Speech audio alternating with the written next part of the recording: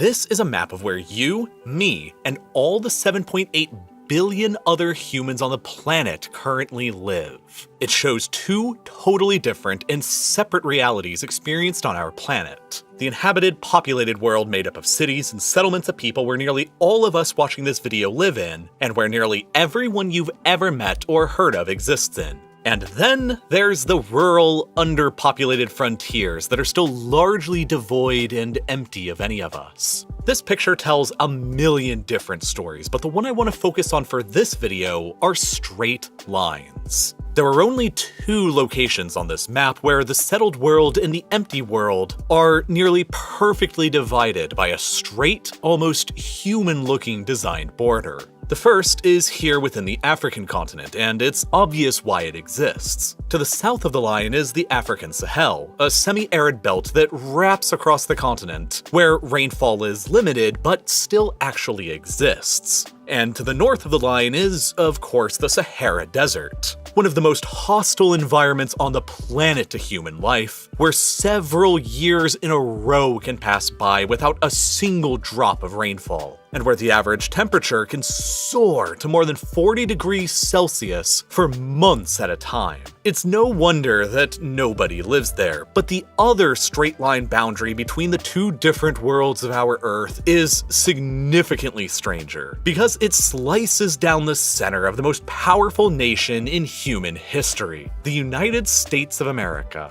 If you zoom in more closely on it, you'll notice that this sharp division between populated America and unpopulated America follows a nearly vertical line south to north, immediately to the west of many major population centers like San Antonio, Austin, Fort Worth, Oklahoma City, Wichita, Lincoln, Omaha, Sioux Falls, Fargo, and up to Winnipeg in Canada. These are the cities that quite literally mark the boundary of the North American frontier, a fact that becomes just as obvious when you switch out the population density map for a satellite view of the United States at night. To the east of these frontier cities is a nearly continuous chain of lights, all the way to the Atlantic Ocean and the eastern seaboard. And to the west of them is but a sea of darkness, with only scattered islands of light and civilization. If you drive from the east to the west across this invisible line at any point, you will immediately notice the sharp difference in the distances between communities, gas stations, and general stores. In general, this invisible line separating the more developed east from the more rural west follows the 98th meridian of longitude, and it sharply divides the American population in half. An overwhelming 80% of all Americans, some 260 million people, live to the east of this line. And that means that the remaining 20%, or just about 1 in 5 Americans, live to the west of the line. An enormous stretch of territory that actually makes up the majority of America's land once you factor in Alaska. And weirdly, this empty part of the United States to the west of the line where only 1 in 5 Americans live includes the entirety of California, the single most populous state in the country that's home to even more people than Canada. But California is the enormous exception to the overall rule, because with nearly 40 million people, it alone accounts for around 60% of the entire American population west of the line straddling the 98th meridian. But of course, it gets even stranger because most of California's population lives within the westernmost fringes of the state, near to the Pacific Ocean. If you draw a separate line from San Diego in the south across the US West Coast through to Portland and Seattle in the north, you would find that there's around 50 million Americans who live within the narrow coastal plain between the Pacific Ocean to the west and the Cascades and Sierra Nevada mountains to the east. An isolated, albeit lengthy pocket of civilization surrounded by the darkness. Between this pocket and the 98th meridian exists a vast stretch of the American interior that covers about 1/3 of all the land in the United States and is just a little smaller than the entire European Union. It encompasses the entirety of 8 US states and a significant amount of territory from 9 more. And yet, throughout this vast expanse of land is only a mere 30 million people, or just about 9% of the American population. To put that figure into context, that's a number of people that is comparable to just the population of the greater New York City metropolitan area on the US East Coast. And then there's the fact that the vast majority of those 30-some-odd million people live within just a handful of urban oases scattered across the darkness. Around a third of them simply live within just 3 of these oases: Phoenix, Denver, and Las Vegas. More than half of them live within just the top 8 largest oases, including those largest 3 plus Salt Lake City, Tucson, Albuquerque, El Paso, and Boise. When excluding just these 8 urban oases, the rest that remains throughout the area is home to less than 15 million people, around the same number of people who live within just LA and Orange counties in Southern California. The vast majority of this huge landscape is almost utterly devoid of any human life and civilization, and it represents one of the emptiest landscapes anywhere on the surface of the 21st century Earth.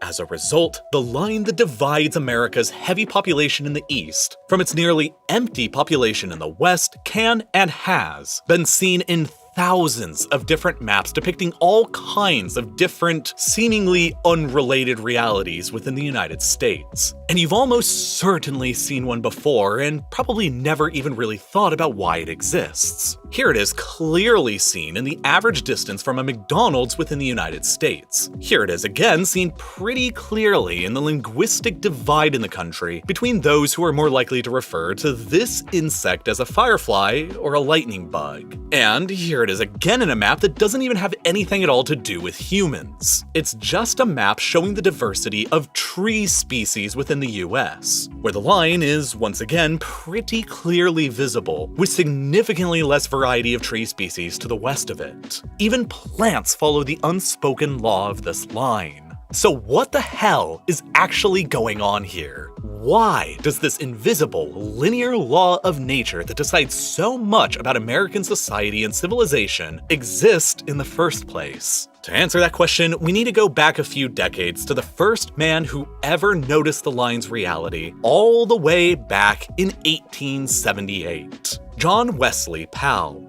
Powell was a geologist and an explorer of the American West, and the second director of the United States Geological Survey. As he passed from the east to the west, he noticed that the variety of plant species gradually diminished to the point of being nearly non-existent. He determined that this was the case because it simply rained more in the east than in the west. And the line he drew to mark the boundary between the more wet east and the more arid west was the 100th meridian line of longitude here, which was more or less correct. When you look at a modern map of annual rainfall levels within the United States, you can also more or less spot the 100th meridian line that Powell identified. As you move westwards across North America, annual rainfall decreases dramatically. Dallas to the east of the line receives 38 inches of rain a year, while Abilene over to the west of the line only receives 26 inches, and Midland even further to the west only receives 15 inches. This is a pattern that repeats itself all the way up and down the line as well. Oklahoma City gets 33.5 inches of rainfall, while Amarillo to the west only gets less than 20.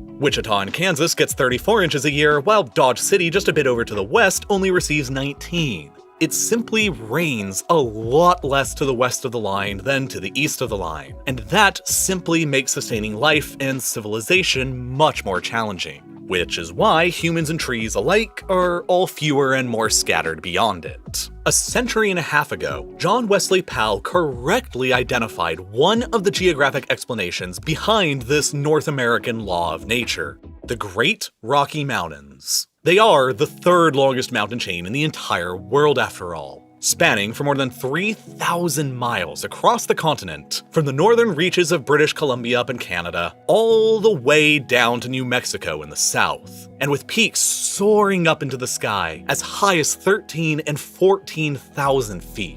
These long and towering peaks effectively act like a colossal wall, blocking most of the moisture blowing in on clouds from the Pacific Ocean, and therefore preventing most rain from passing beyond them towards the arid plains of the east. This effect is called a rain shadow, and the shadow cast by the Rockies across the North American plains is enormous. But of course, there are many other geographic factors at play here as well that determine North America's straight climate line. For one, the Rocky Mountains aren't the only mountain chain on the continent that block moisture blowing in from the Pacific. There's also the Cascades stretching across the Pacific Northwest, creating in their span a clear division between the wet, rainy, and narrow coastal plain to their west, between them and the Pacific Ocean, where big cities like Vancouver, Seattle, and Portland have all been able to be established, and the drier, more arid environments found over to the east, where the moisture blowing in from the Pacific fails to penetrate into. Washington state itself could not be any more climatically different than between its west and east because of these mountains. Seattle, to the west of the Cascades on the narrow coastal plain exposed to the Pacific, receives 37 inches of rain a year, whereas the small town of Mattawa, just over on the eastern side of the Cascades, receives only 4.5 inches of rain per year, which is about the same as infamously dry Las Vegas. And further to the south in Nevada and California are of course the Klamath Mountains, the Transverse and Peninsular Ranges, and the most formidable range of all, the Sierra Nevadas, with peaks as high or even higher than the mighty Rockies themselves. All of these high mountain peaks serve to block moisture blowing into the eastern interior from the Pacific Ocean, and in effect, their presence creates only a narrow strip of land across the west coast between them and the ocean where there is suitable amounts of rainfall to sustain large-scale human population centers, running roughly from northern Washington down to the San Francisco Bay. The only reason why Southern California contains major population centers today like LA and San Diego is because they are massively irrigated and supported by a complex system of canals, aqueducts, and pipelines that bring water in from elsewhere like Northern California where it actually rains, and from the Colorado River further to the east. And so, being robbed of almost any moisture blowing in from the Pacific Ocean to the west, the continental interior of North America has very few other alternative sources for moisture or freshwater that are mostly limited to either rivers or snowmelt. Over on the eastern side of the continent, the biggest mountain range are the Appalachians, which are effectively just speed bumps in comparison to the giants of the west. The highest peak within them, Mount Mitchell, is less than 6,700 feet tall, or less than half the height of the tallest peaks that are seen in the Rockies, the Cascades, and the Sierra Nevadas. As a result, they do very little to block any moisture bellowing into the continent from the Atlantic Ocean in the east. And so, Atlantic winds frequently bring moisture across the East Coast and the eastern Mississippi Basin, enabling large-scale agriculture without any need for irrigation. But, unfortunately, these winter Atlantic storms simply don't make it far enough to bring their moisture to the western plains beyond the 98th and 100th meridian lines of longitude. During the summer months, moisture will also blow into the continent from the Gulf of Mexico, but these winds generally blow northward before curving eastward, which once again dumps rainfall across the eastern United States, but deprives the west of hardly any. As an ultimate result, when you combine all of these factors together, it adds up to there simply being less available freshwater across this empty third of America, meaning less water to drink and less water available for agriculture.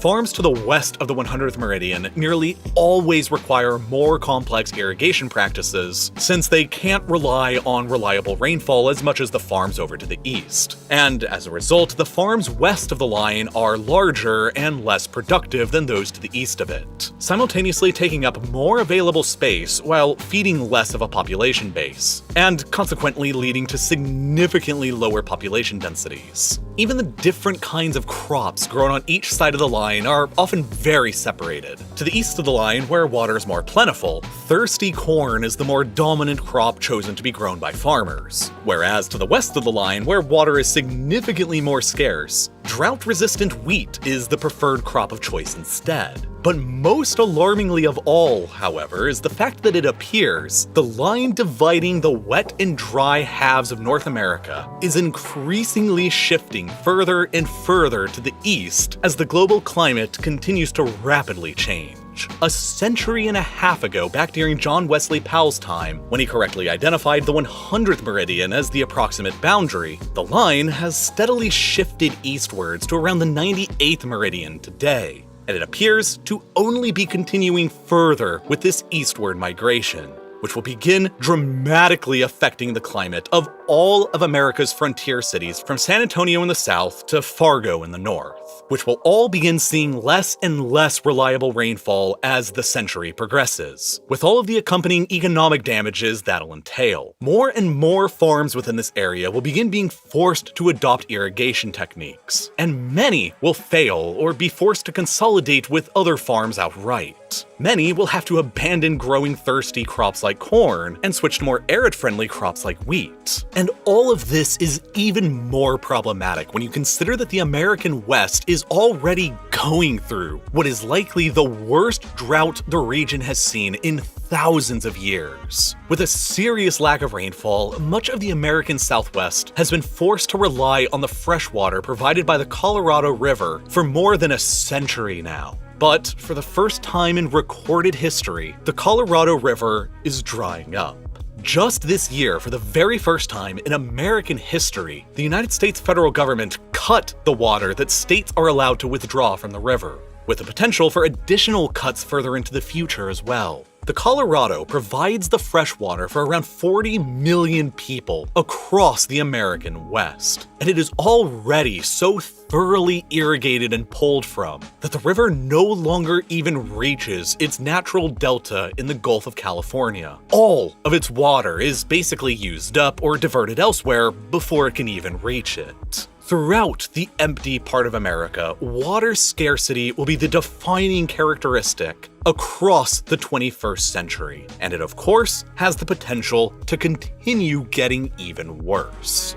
But all of this was predicted a century and a half ago by none other than the main character of this video himself, John Wesley Powell. You see, when Powell drew his line across the 100th meridian that divided the wetter east from the drier west, his attempt was to convince the United States Congress to take a drastic action. He warned that with the serious lack of available fresh water, the settlement of the American West was going to have to be carried out in a vastly different manner than the settlement of the East was. Development would have to be more careful, more precise, and better planned out in advance, rather than respecting the pre-existing political boundaries of the Western states that had been based on surface geography and politics. Powell argued that the West should instead be divided into areas that matched up with the region's various watersheds, which are hydrographic basins where all the rainfall collects and drains off into a common outlet, like a river or a bay. By basing the political boundaries more on these natural watersheds, Powell was arguing that the management of the area's scarce supplies of water would be more efficient and better utilized than under the current administration, where the watersheds were all divided in between the various different states, and who would therefore each have competing interests and uses over the same limited sources of water.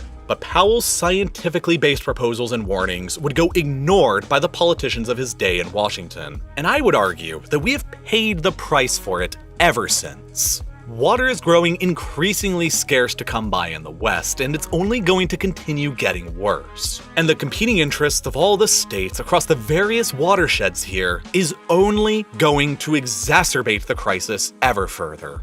John Wesley Powell was a geologist and a scientist, and his thinking was centuries before his time. His analysis of the American West and his conclusions were rooted in scientific thinking. And if you're anything like him or me, then you're probably just as curious about why our planet and reality works the way it does. But the world is a complicated and sometimes difficult to understand place. Science and math serve as the primary tools in helping us understand our complicated reality. But for myself, and perhaps for you as well, science and math are each subjects that have never come easy and may even seem impossible to truly grasp at times. I struggled with learning science and math for my entire life until I discovered Brilliant. And now, through them, everyone, regardless of prior knowledge or ability, can get a little dose of scientific learning every single day. Whether you're looking to learn something completely new or you're just trying to brush up on a few subjects,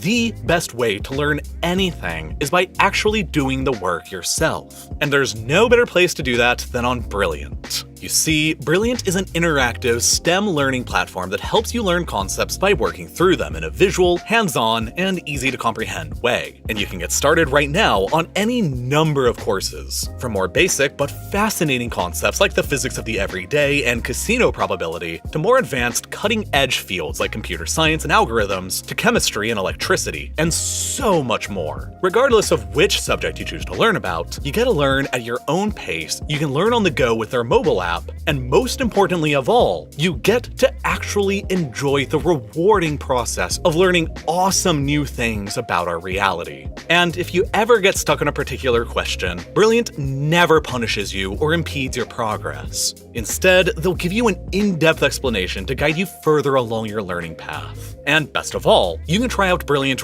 right now for free with the link down in the description or by clicking this button that's here on your screen right now. And the first 200 people to sign up will also get 20% off of Brilliant Premium for an entire year. And as always, thank you so much for watching.